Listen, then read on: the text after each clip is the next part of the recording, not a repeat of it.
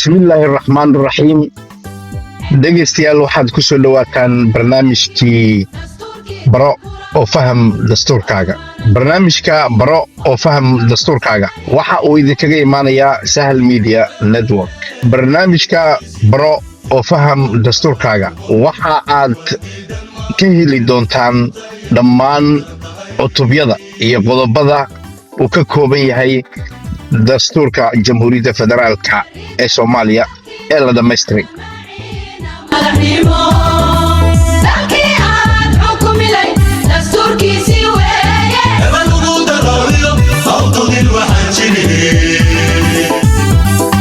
barnaamijka baro oo faham dastuurkaaga waxaa idinla socodsiinaya anigoo ah injineer Axmed Maxamed Sahal.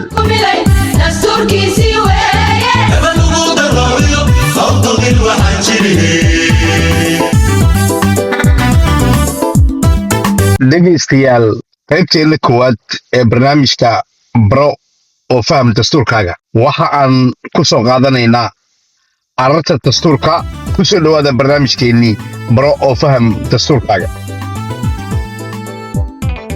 arar annagoo maanka ku hayna jiritaankeenna taariikhiga iyo qadiimiga ah ee geeska Afrika iyo soo jiritaanka ilbaxnimadeenna oo ku salaysan nolol dhaqameed, xoolo dhaqasho, tacabka beeraha, badmareennimo iyo ganacsi, kuwaas oo qarniyo badan isku xiray Afrika, dalalka Carabta iyo dunida inteeda kale.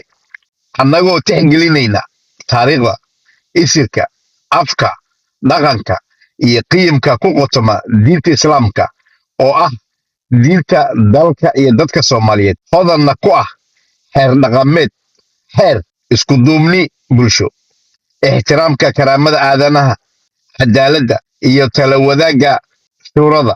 annagoo xasuusan halkankii dheeraa ee looga soo horjeeday gumaysiga, hanashadii gobonnimada iyo midnimada sanadkii 1960, halyeeyadii naf iyo maal ba u huray, iyo mas-uuliyadda ilaalinta madax bannaanida, midnimada iyo wadajirka dhuleed ee dalka.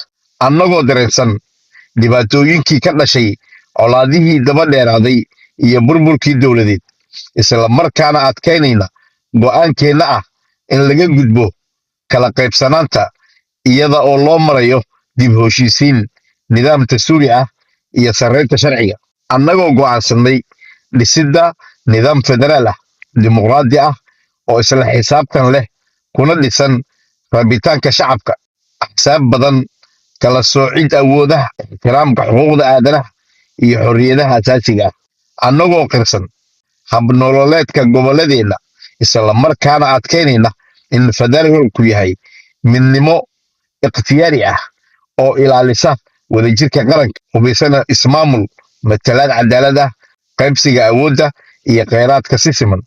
annagoo aaminsan in dhulka, biyaha, hawada iyo kheyraadka dabiiciga ah ee Soomaaliya ay yihiin hanti qaran oo ay wada leeyihiin jiilasha hadda jooga iyo kuwa mustaqbalka, in si cadaalad ah loo maamulo looguna ilaaliyo. annagoo tixgelinayna goobta istiraatiijiga ah oo ay Soomaaliya dhacdo, taas oo ah isgoyska Afrika iyo Bariga Dhexe, kuna teedsan marino badeed oo muhiim ah, isla markaana go'aansanay in goobtaasi u adeegto nabad iyo barwaaqo wadaag ah. annagoo ku taamayna horumar, cadaalad bulsho, koboc dhaqaale, ilaalinta deegaanka, sinaanta iyo ka qaybgalka buuxa ee dhammaan muwaadiniinta Soomaaliyeed. annagoo rumaysan nabad ku wada noolaanshaha dalalka deriska ah, dunida inteeda kale, iyo ixtiraamka sharciga caalamiga ah. sidaa awgeed waxaan qaadanay oon ansixinay dastuurkan si uu u noqdo heerka ugu sarreeya dalka, looguna xaqiijiyo xorriyad, cadaalad, nabad iyo barwaaqo, loogana dhigo aasaaska dowlad Soomaaliyeed oo midaysan, xasiloon oo dimuqraadi ah. intaasu waa arartii dadka Soomaaliyeed oo uu ku bilaabanayay dastuurka Jamhuuriyadda Federaalka Soomaaliyeed ee la dhammaystiray. dhegeystayaal intaas waxaa inoogu eg barnaamijkeennii baro oo faham dastuurkaaga qaybtiisii koowaad oo aan ku soo qaadanay عرارتي تستورك عدب دغيستي سي عاد ولا سocdo barnaamijkeena baro oo faham dastuurka qaybihiisa dambe fadlan waxa aad qayb ka noqotaa saaxiibada page-kan sidoo kale si uu shacabweynaha Soomaaliyeed meel walba ay joogaan u gaaro barnaamijkan la wadaag asxaabtaada sidoo kalena like saar barnaamijka inta aan barnaamij la mid ah aan dib dambe ugu kulmi doono waa aniga oo ah injineer Axmed Maxamed Saal oo idin leh sidaas iyo nabadgelyo وادي دمعته ورتاي ودرتاي